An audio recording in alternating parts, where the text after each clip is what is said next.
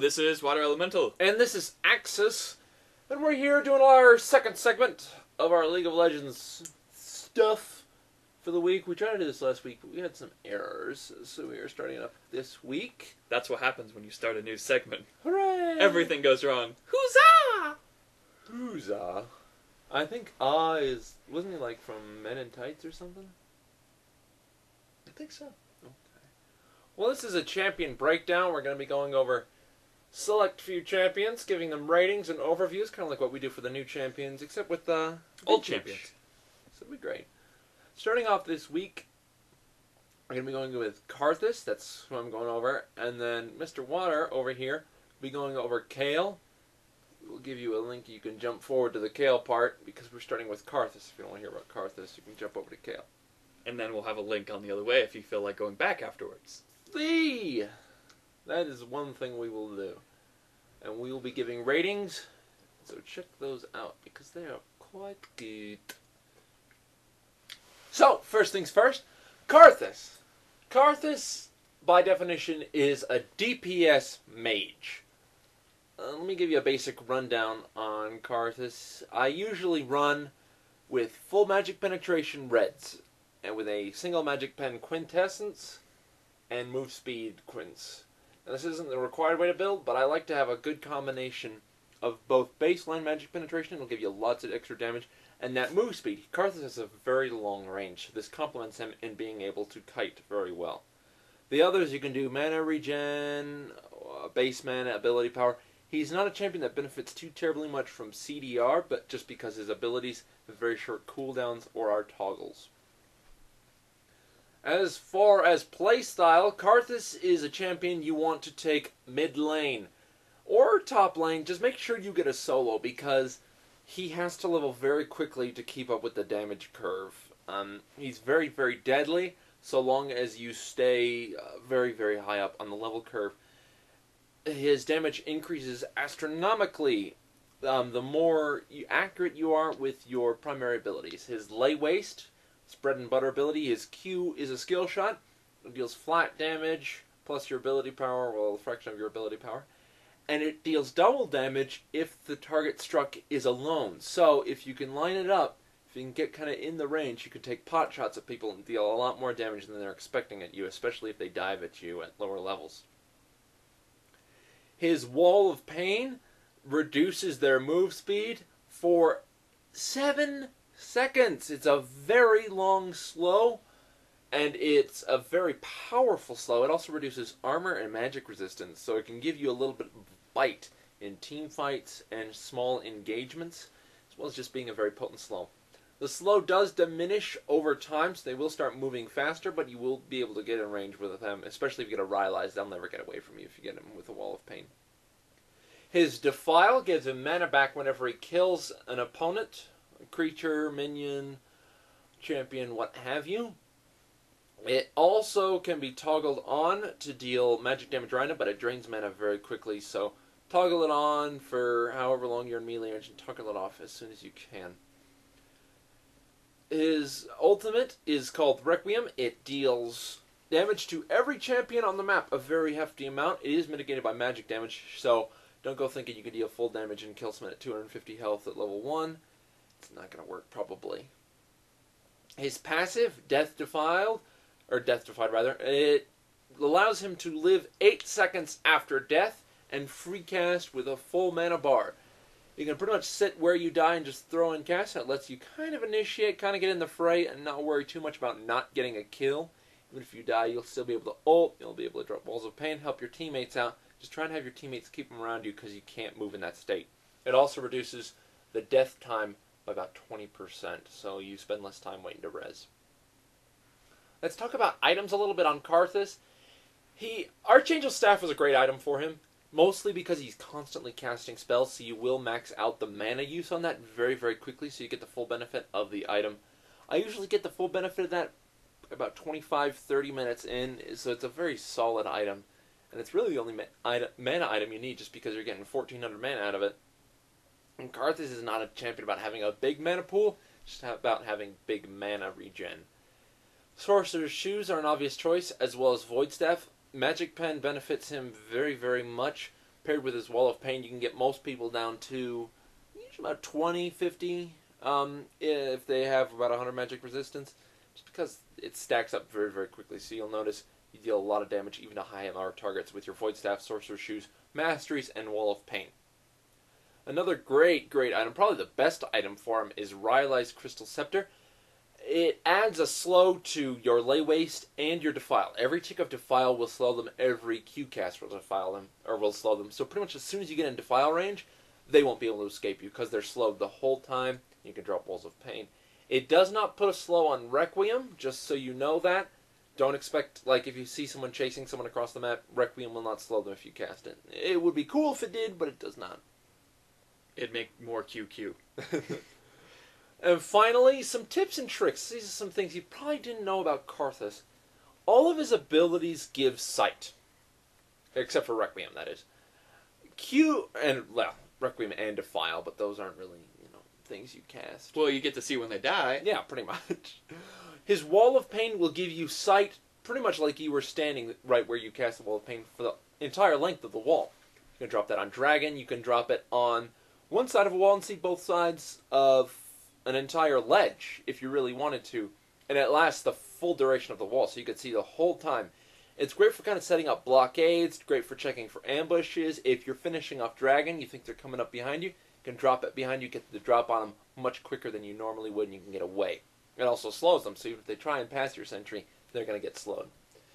His Q, Lay Waste, also grants vision, so if you feel like someone's in a bush, or even if you're just moving through the jungle, just drop a Q in every bush you pass. You will never walk into an ambush.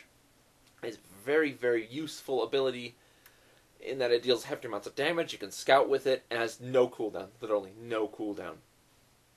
You do have to watch out for, the short duration burst, so don't just drop it as you're walking in, because it takes 0.5 seconds to cast. Or not to cast, but to detonate, and you won't see them until it or actually you will see them when it detonates. So, be careful of that. But yeah, you could use it to scout, you can use it to make sure you don't get ambushed. It's a very great ability. Another thing you probably don't know about Karthus, the 20% duration off of death on his passive stacks with other death duration effects. So you could have 3 10% less death quints and 10% off from the utility tree and have 60% less time spent dead. So, if you're looking to just run into the fray, tank Karthus, anyone, and just run in there, just keep dying over and over again, you'll spend 60% less time dead. I've tried running that build before. I never spent more than 20 seconds in the graveyard. It was really, really funny. So that's one thing to check out. It's not a serious build, obviously, but it's very, very funny to see people just, Karthus up, Karthus up, Karthus up. Yeah, but that's really Karthus. If you have questions, if you want more specific builds, drop comments here. You can send us an email. I will happily reply to you. Let you know what kind of things you can do if you want a more in-depth look. But that's kind of the baseline. Thoughts, opinions below. And we're going to move on. And, quick rating. I give Karthus a 10. He's got scouting, universal damage. His Requiem hits everyone. So you could be running up to a team fight. You can use it to initiate, intimidate. He's a very frightening champion, and he can be kind of tanky too, just because of his Death Defied. He can initiate and not suffer too many consequences, especially if you're rocking an Hourglass. I give Karthus a 9. I really love him. Don't actually own him, but every week he is free. I play him like once or twice. I love him. I think having a skill shot hero is fun, and he's probably the best skill shot hero for what he does. And come on, who doesn't love Requiem when you get like 2 kills on accident by hitting Q and R and just be like, oops, wrong one, double kill. So a 10 and a 9, so he's up there. It's pretty high. Oh yes. Next we have Kayle. Kayle is a tanky DPS champion. She's more lines of DPS now. The main reason so is her passive lets you put ability power into attack damage and attack damage into ability power. So 30% of ability power goes into attack damage and 15 goes into ability power. So that's great if you want to have a great hybrid that you don't need to worry too much about gear on, because 75% of the items in this game literally go to this character. Some of the main items I like to build are Hextech Gunblade, I like to build Melody, I like to build Frozen Mallet or Raj Crystal Scepter, depending on how I feel. I also choose between either the attack speed or the 5 movement speed boots. I'll tell you about those in a minute.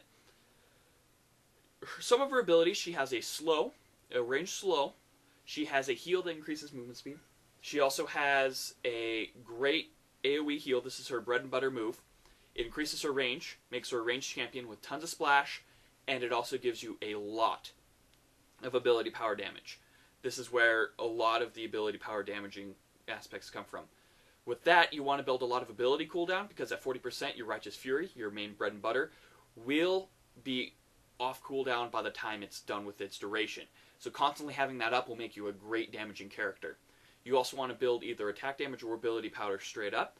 That will increase her damage by far, and a little bit of health, because she is a bit weak, but that's what I like to build as. You can swap out probably health for more ability power, maybe even a little bit of movement speed, or anything like that. Quintessences, definitely some health, definitely some ability power, and cooldown reduction, because those are some pretty good ones too. Would you say health, even though health quints have been nerfed a lot, or would you recommend something else? She does have the heal, but having a bit extra health, especially since people like to target her down later on in games when she does have that range, it does have that major splash, she will get targeted a lot. You do want to have that. Oh yeah, and move speed probably wouldn't be a good choice because of the move speed she gets from her heal? No, it's still a good choice because it does stack with it, and if you play her right, if you want to play a very mobile champion, she can weave in and out of lanes really instantly. As far as red runes go, would you suggest Armor Pen or Magic Pen? I would suggest Magic Pen, because she's going to be doing a lot more Magic Pen than she is. But that's just several ideas of what you want to do. There's several guides you can look up, but I like to use Magic Pen, ability power, and cooldown reduction, as well as some different runes depending on the situation I'm in. If I'm in 3s, I like to have more movement speed. If I'm in 5s, I like to have a little bit more health and a little bit more ability power and death reduce time, because they like to target me.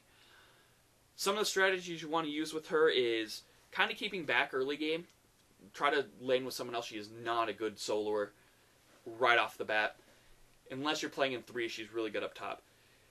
She really, really exceeds mid-game, where you have at least some ability power, some attack damage, and a little bit of lifesteal, just because of all the damage you're going to be doing with ability power. She's great for slowing, so keep that up as long as you can. Try to keep them slowed, and if you can, try to heal teammates to catch up for an extra slow. If you have like a Mundo that's barely out of range, or you have a Shen that can taunt, give them a little bit of extra boost, and that will help you keep them in place. That's the main thing, is you got to keep them in one place so you can hit them with damage. One note you want to do with Kayle, though, is it gives the animation when you're hitting a turret with your Righteous Fury on, the effect that you're doing AoE damage. Luckily, though, it doesn't do AoE damage anymore, it just does the effect still. So you can hit it far enough away. If it looks like it's hitting an enemy, it's not really hitting them, unless it's a minion. Sometimes it hits minions, sometimes it doesn't. One thing to note about Righteous Fury, though, it can mess with your pathing a bit, so be careful with that. If I've had times where I activate Righteous Fury and there's an enemy right in range of me, and I'm right outside of a turret's line of sight, and if I hit him, nothing will happen, and I start walking towards him, even though I have Righteous Fury on. So you want to make sure that it's going to deal damage. So first sign of you start moving forward, make sure you can back up away from death traps. With that, that's pretty much Kayle for you. A lot of tips and tricks are kind of mostly hide, move really fast, heal your teammates, and slow as much as you can, and do a lot of AoE damage. Score, I give her about an 8. If they fix some of the weird problems she has with her, she could be a little bit better, but she is my favorite champion, so I'm going to probably rate her a little high. Yeah, I'll give Kayle a pretty high rating. She falls in the same category as Nidalee. I mean, they're very, very strong. They have extremely good range, good heals, good damage up in your face, and good damage from far away, as well as extremely potent escape mechanisms. That said, they're also very squishy, so I'm going to give her probably a 7, just because she synergizes very well, but whenever I play her, I'm always very bored, because it feels like you always build the same thing, you always do the same route, just because the items are just synergized, so there's no reason to build her otherwise. I don't feel like there's a lot of diversity in the builds you can have They to want her be as successful. Yeah, she used to be able to tank a little bit better with her old passive, but when they switched attack damage to ability power, it kind of forced her more into the tanking role. She does have her invulnerability shield, but other than that, that's really... Yeah, but that's nothing to complain about. The invincibility shield, there's pretty much put it on someone and, Yeah. Freedom! Yeah. Best Champions reviews for the week. We're picking out some for the next week. If you guys have suggestions, if you like some we'd like us to look over, or if you have ones that specific ones of us would like to look over, please post in the comments below or send us an email. We're happy to hear them. We also have a poll up on our new Blogspot website. Or do we? Ding, ding, ding, ding. You wouldn't know. You've never been there. What's a blog spot? Is that like... It's a free website service. A lump on an old man's back? Name Spot? Yes. No, but yeah, check that out. Check out our tournament information. We're still taking registrations for our tournaments until the 20th. Go! We have many people waiting, so all the registers, team registers, please go ahead. And this has been Water Elemental. And trying to think of anything else I could plug. Rice Krispie Treats, they're okay. I wouldn't recommend them to a friend, but if you're feeling kind of lonely, it's a good choice. And this is Axis, by the way. And we're not talking about League of Legends anymore. Good night! I had a great time. It's good to see you.